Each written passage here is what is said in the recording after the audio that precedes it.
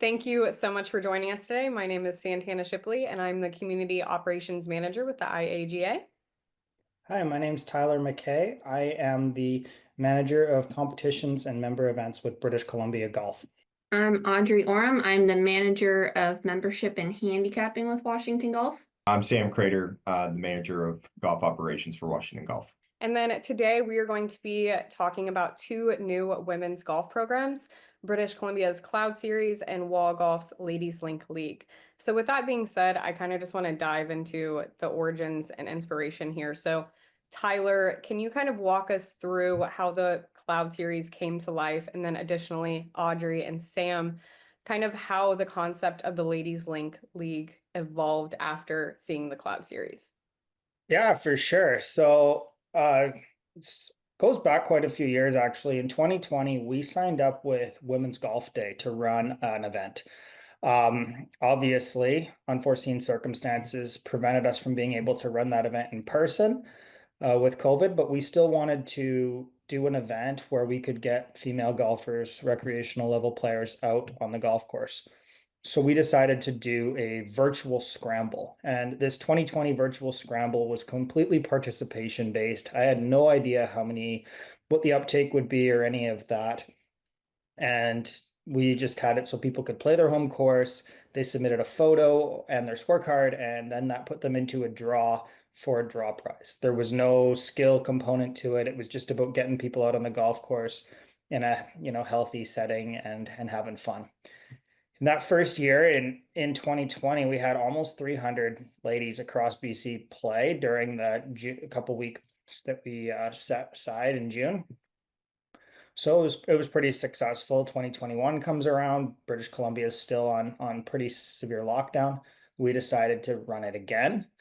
So it grew a little bit in 2021, 2022, yet again for Women's Golf Day. Now we could have done an in-person event, but given the success of this event, we did it for a third time. And again, it improved a little bit.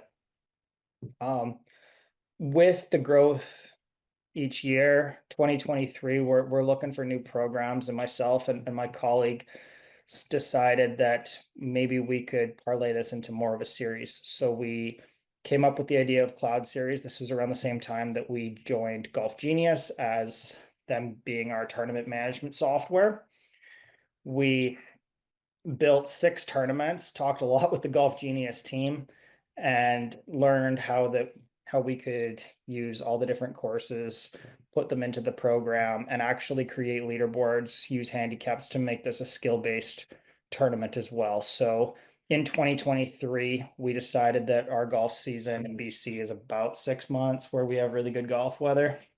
So we did April through September, each month being a different format where ladies could get out, form their own teams, play their own course, submit their score through Golf Genius, and then compete against other ladies across the province. So we had people playing more competitive, we had people playing just for fun.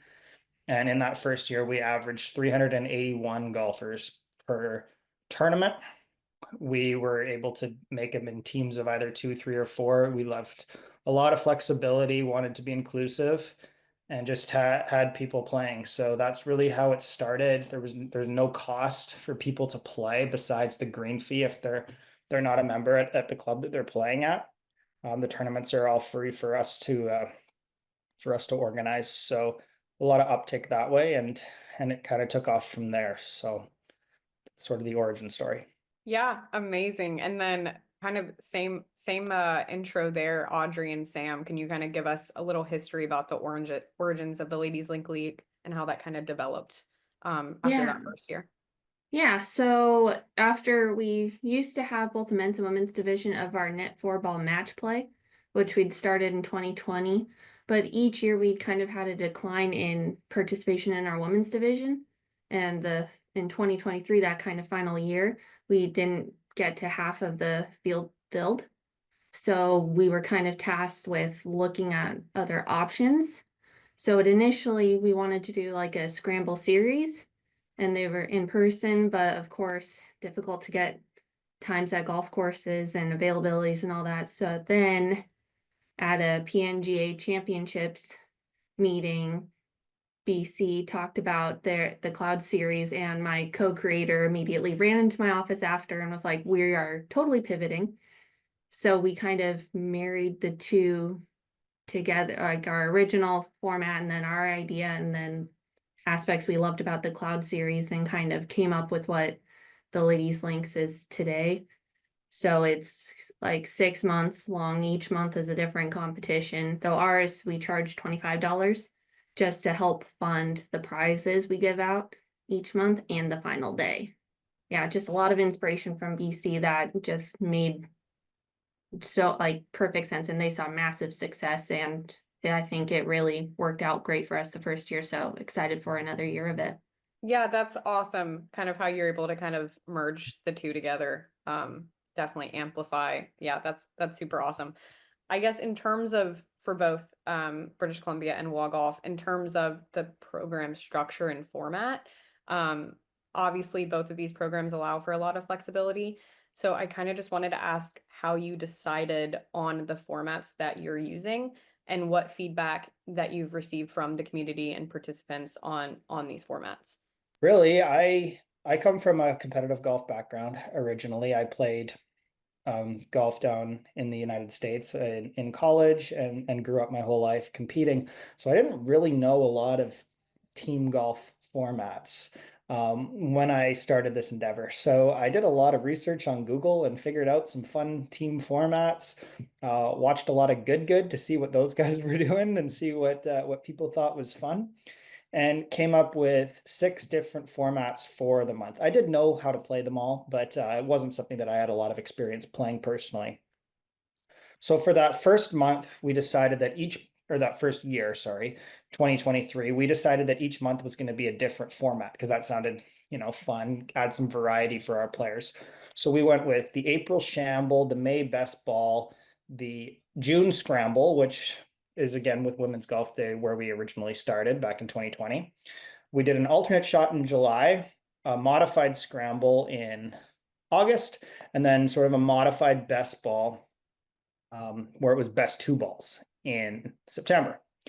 So went pretty well. And when we saw varying levels of participation dependent on the tournament, we sent out a survey to all of the players that we had in our Golf Genius database who played in the events at the end of September and got some feedback on our formats. So what we found out is alternate shot, when teams were forming teams of 4, they hated that. That wasn't going to work. So we, in 2024, relooked at our formats and found some that worked, asked for feedback, asked for opinions. And now we've come up with our 6 formats that we are pretty satisfied with. So now we go with the April Shamble, the May Best Ball. We do the Scramble in June. In July, we do a best ball, but it's Stableford scoring, which a lot of people have fun with that. We do a 2-player Chapman in August. So it's teams of 2 for that one. And we get some fun competition team versus team where they're typically a foursome and then they reduce. And then we do our aggregate best 2 balls out of 4 in September. So using the Golf Canada handicap system, we were able to pivot, add some net prizes, add some gross prizes, make it a lot of fun. We also partnered with a couple of local brands that are in the golf realm to give out some draw prizes for the tournament. So that was super cool, getting people just talking about it. And we saw some large growth in 2024 with these new formats, which is what we're going to continue with for 2025. Amazing. Yeah. Audrey, Sam, do you guys have anything to kind of branch off of that with formatting or just the flexibility with your program? Yeah, so what we did last year, we decided every other month should be a scramble, just in case like people were only comfortable with playing in scrambles, and we wanted to make sure they'd still be eligible for the final day if they only wanted to do that format. So we did scramble, best ball, Chapman, and Shamble. Yep. And we wanted to add Chapman in just because we have 2 Chapman events in our championship schedule. So we thought it'd be a good way to kind of get them familiar with it and hopefully push them into our championships. circuit. So we went with those 4 formats, and then I don't know, Sam, I'll elaborate. Yeah, I mean, we're going to continue with those.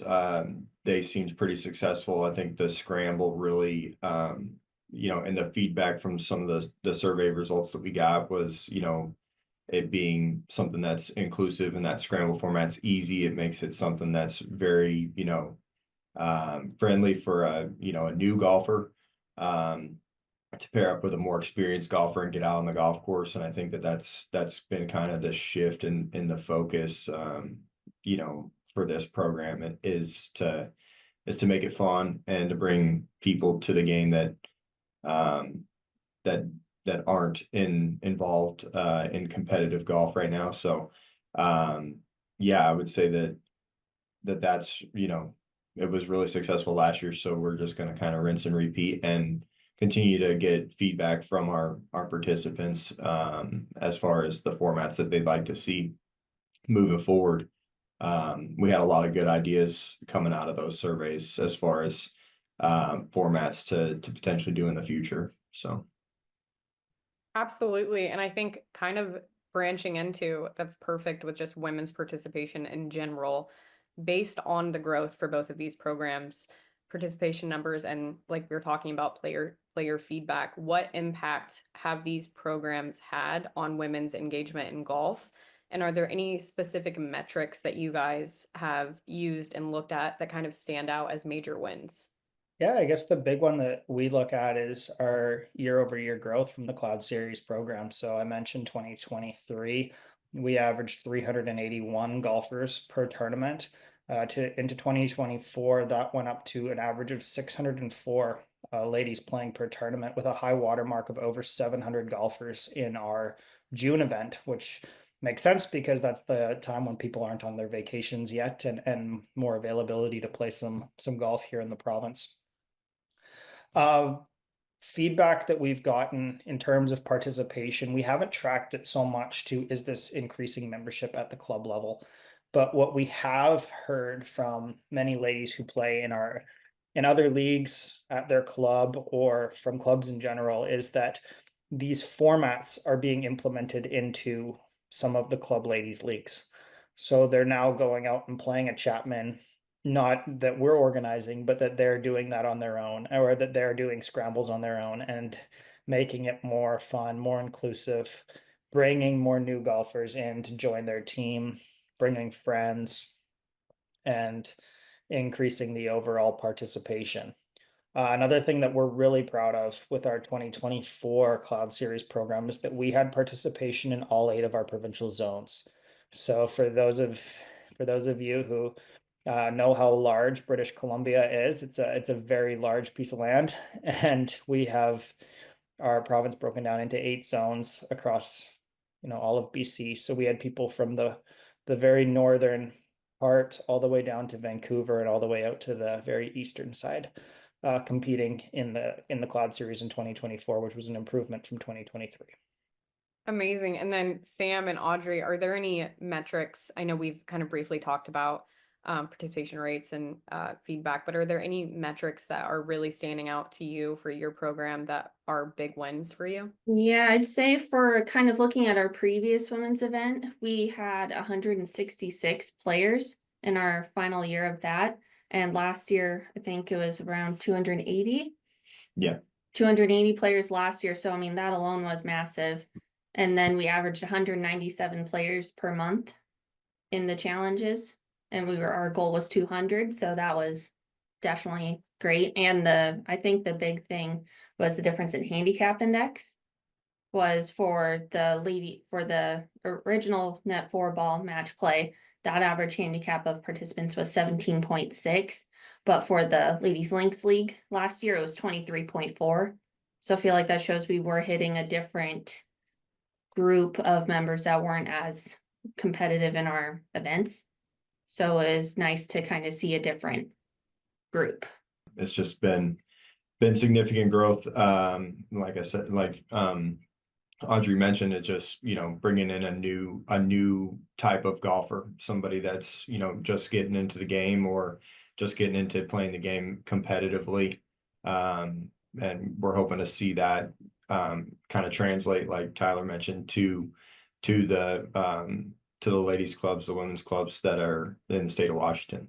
We have heard from a few clubs, like at our golf shows, that I've heard from like 2 clubs this year at the Seattle Golf Show saying that they are implementing some variant of it to their own clubs, and they just absolutely loved it. So that was definitely cool to see that after 1 year, they were already excited about it and looking to create their own version.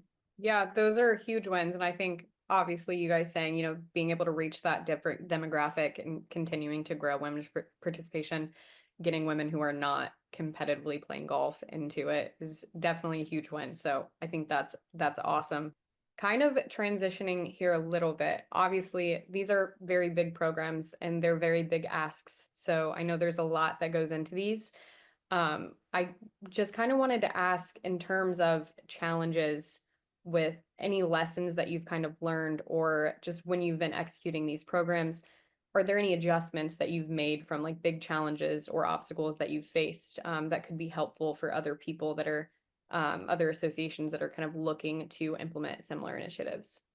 I think whenever you're implementing a new program, and this could be a new golf program or a new whatever kind of program you're implementing at work, the biggest thing that you can do, and the biggest lesson that I took, is that you just have to be a sponge, and you just have to listen to what the players who are coming out there playing are saying. You're gonna get some naysayers. You're gonna get some people who are gonna be probably relatively negative, and that's just how they are. And you just gotta kind of water off a duck's back on that one, and listen to the positive and the critical, um, improvement feedback. Because the way that you're going to get this program better is that you listen to these individuals, and then you design the program that's going to best fit the customer and the demographic that you're trying to serve. So I've just tried to really, really listen. I've used surveys. We've worked with players first. Um, I've been trying to listen and improve year over year, even if it's something small within the program. The biggest improvement we made from season 1 to season 2, having now done 2 series, is that we changed the formats to fit what people more wanted. As the person organizing the events, I don't really care what the formats are. I more care that people are out there on the golf course enjoying their time and having a positive experience. So um, that I think that's the big thing. The other lesson would be just in marketing, having a solid marketing strategy, because you're reaching people mainly digitally all across a large, for BC. I know Washington's pretty big too. I spend a lot of time down there as well, um, especially as a kid, and knowing all the reaching to different people is so important. Yeah, I definitely say kind of knowing how to, like Tyler said, market to the right groups. And I'd say kind of one thing that came out of the surveys we sent out at the end of the year was the sense of community. It was kind of one thing we noticed. It is a little harder because you can just get in your little bubble where you're playing, because ours are all 2-person team events. So you could kind of get in your own bubble and just play with your partner. So Sam's implementing some really good updates for this year.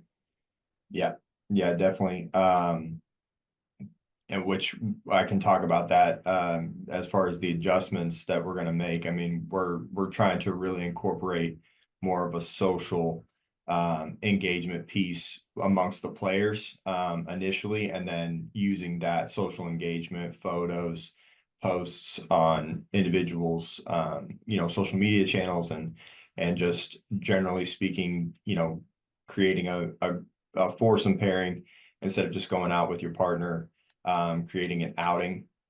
We're going to award some kind of bonus points that, obviously where this Ladies Links League differentiates from the Cloud Series is that we have a kind of an end cap, a final day that we invite, players and their partner to come out and play. So there's a point structure behind it that'll ultimately lead to that final day and being a participant there. And so we're really going to press the social button this year and try to create that community that Audrey was talking about. We saw a number of survey results that that there was kind of some disappointment as far as being able to engage with other players in their golfing community that are participating in the Ladies Links League, but they didn't have a good way to do that. So we're working on a way to make that possible through Golf Genius and through our social media platforms. Kind of just speaking on Golf Genius, obviously technology is a big factor for these programs. So I just wanted to ask how crucial technology has been for you guys with making these programs work, and just any obstacles that you've faced with that or improvements specifically. I guess that's a perfect transition there. Without technology, we wouldn't have been able to do it. So it's been everything. I mean, we call it the cloud series because the idea is that your scoring is up in the cloud. A lot of our players call it the iCloud series, and it has nothing to do with iCloud, but it's pretty funny. We use Golf Genius for all of our scoring. We use our master roster for our marketing. We use our social media to promote it. I mentioned Players First. We use them for surveys and recapping, gathering feedback. All scoring is done on the Golf Genius mobile app. Players score while they're on the golf course, so we get live updates. That's really cool. And yeah, I don't think that this program would have been able to come to life without systems in place like that. Yeah, I'd definitely say it would definitely not be possible if it weren't for the technology, like for us, Golf Genius, having the mobile app for them to do the scoring themselves, so helpful. And I think it just, like, we also included detailed instructions that we just to really reiterate how to use the app. And I think we got a lot of people using it, and I think that it wouldn't have that'd be impossible to manage. Yeah, since it's run completely remote, there has to be a tool to be able to report the scores for the day, and Golf Genius makes it just, I mean, super simple.